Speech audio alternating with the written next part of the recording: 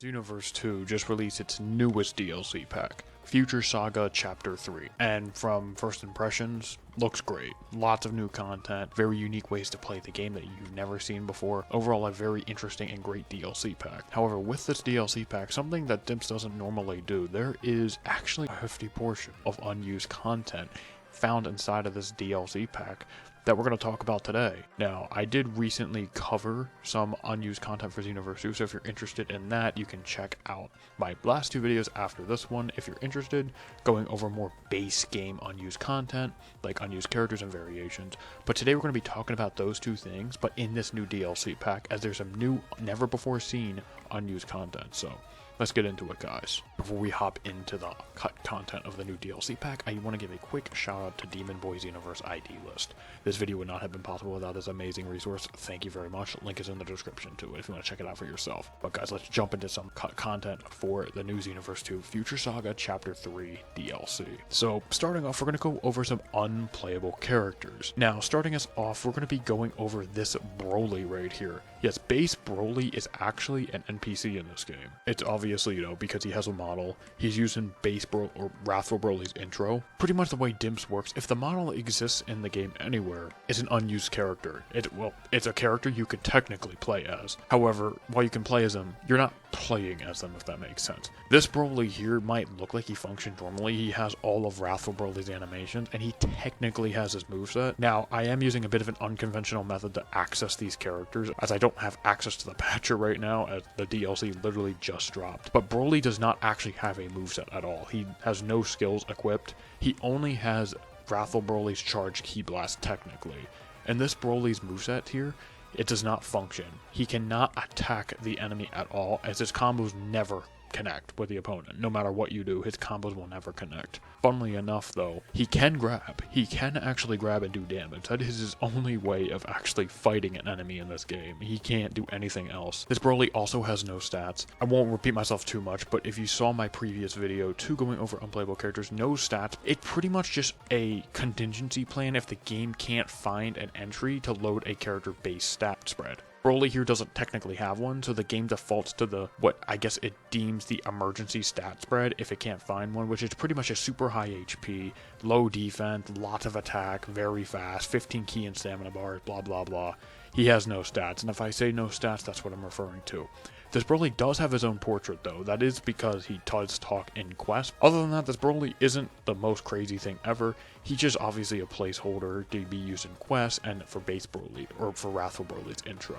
So we're going to move on to the next NPC, guys, and the next NPC you probably guessed is Chi-Lai. Yeah, Chi-Lai is actually an unplayable character in this game too, because Chi-Lai's model is actually seen in the game's engine itself and not just like CGI cutscenes like some characters. Chi-Lai, unlike Broly, cannot fight at all. She can't fight. She has no animations at all. Funnily enough, her ground stand animation is literally her just like falling on her face, and she goes through the ground because of the way like the animation file loads. It's goofy, and it moves her hitbox underground so she can't get hit there. But when you go into the air, it actually plays the animation of Chi-Lai when Chi-Lai goes through the portal in the beginning of the new DLC story and lands in the time rift. It plays that animation when she's like in her air idle animation, but she doesn't have one on the ground. And her ground animation looks like it's trying to actually start that animation, but it's not really doing anything. It's goofy. And if you try moving around as her, it's really wonky. You'll get stuck randomly. She sometimes just won't move at all and will just hit an invisible wall. She like flails her body outwards, just like can't do anything at all. She literally cannot move sometimes. It looks super improportionate, doesn't make it much sense, but unlike Broly, she has no stats. She can't even grab like Broly, who can grab. She does have her own portrait, but of course that's due to her talking in quest, but it is, cool to see her with a portrait. But that's pretty much it for Chi-Lai. She also has no moves, as you probably have imagined, but that's about it for Chi-Lai. We're going to move on to the next NPC now, and surprise, surprise, it's another Broly. Now, guys, I'm not going to lie to you, this Broly is not the craziest thing ever. This is just transformed Wrathful Broly, who actually exists as his own character where you can start pre-transformed. He literally has no differences than the other Broly. He has the same exact moveset, same stats, same everything, he's just pre-transformed. Basically, the only difference, I wanted to throw it in because it's new, it's part of the DLC pack, and I wanted to cover it. Let's move on to, last but not least, final NPC of this new pack. And that is Dark Shenron. Yes, Dark Shenron is playable, and he actually functions better than the other Shenron from my other video. This Shenron cannot move. He cannot move. He literally just stands still. He's stationary no matter what you do. A difference from the other Shenron from my last video going over unplayable characters. This Shenron here actually does have a very interesting animation. Shenron as well here is, I was talking about how he can't move. This Shenron, if you try moving, what will happen is it'll actually play a cutscene that'll hijack the camera for all players, and it's just him roaring. That's all it is.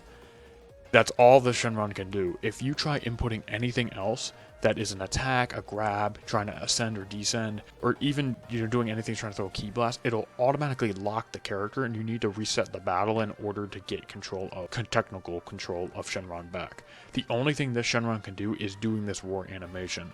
The only difference with this roar animation is you can cancel it if you let go of the joystick. The way this animation works is it only plays while you're holding the run or the move forward button down. If you're holding it down, it'll complete the animation, then just reset. But if you let go of it, it'll actually cancel the animation. So, I mean, you want to play Dark Shenron and show your friends, man, go for it. This will hijack the camera for all players in the game, which is very neat.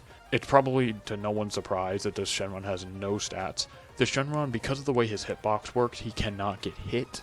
So you will never die as a Shenron. The Shenron can lock onto characters, which will kind of mess up the camera, but once again, you can hijack it with, that little move where he'll roar and hijack the camera. But that's about it when it comes to the Shenron. A very, very, very cool character that has a mechanic that has not been seen on any character to my knowledge. Just hijacking the camera via moving. Playing the story, you'll obviously understand why it behaves like it does, but it's still so cool to see it in game, and I was blown away when I first saw it. I was like, that's how that works? But yeah, that's it for NPCs, guys. A very solid addition to the game. I wasn't expecting all this. If I knew this was coming, I would have waited when making the videos. But I say that, but we're not finished. We do have 2 more things I wanted to cover really quickly that were added in this DLC. First things first, I want to actually talk about Kanton City. Yes, Kanton City is a stage, not the destroyed Kanton City. The actual Kanton City itself is a hidden stage added in this DLC. A map that many have dreamed of fighting on is actually a reality. It is a hidden stage only accessible via the story for 1 mission. The way that works in the story, I'm not going to go over too much, but you're pretty much restricted to the Recreation Plaza in the middle of the map, around where the Xenoverse 1 statue is, fighting above that. But the way this map works, if it's loaded in via unconventional means, you actually spawn in the Dragon Ball pedestal. You would think you're probably stuck here, but if you explore enough, you'll eventually go to where Whis is standing on the map normally, and you can actually enter the map. Now, a keen eye would notice that the poly and textures and just everything is much lower quality, so the map can run a lot better, and there's also no collision on a lot of the objects. However, as soon as you enter more the city area, collision actually re-enables on some areas, and you can run around the city pretty much uninterrupted. You can't enter the story map barrier because it's blocked off, and you normally spawn inside of that map area in quests, but because we loaded it a specific way, we're only locked outside of it. But there's actually collision outside the map boundaries, and you can run around pretty much the whole city. Now, when you get around to the mushroom areas, collision will stop once again, and if you're not careful, there's various areas in these depths of the city where you can actually get stuck, and you need to reset the quest in order to free yourself, and then you, of course, find your way out again. But this is awesome. Super happy to see this stage actually come in. And our last but not least thing, guys, we're going to be talking about is 2 unused variations, or hidden variations, that have been added in this DLC pack. The first character we're going to be talking about is Goku here, from the Broly movie. This Goku, upon first glance, doesn't look any different, but he does have different shoes than his variations in the actual game itself.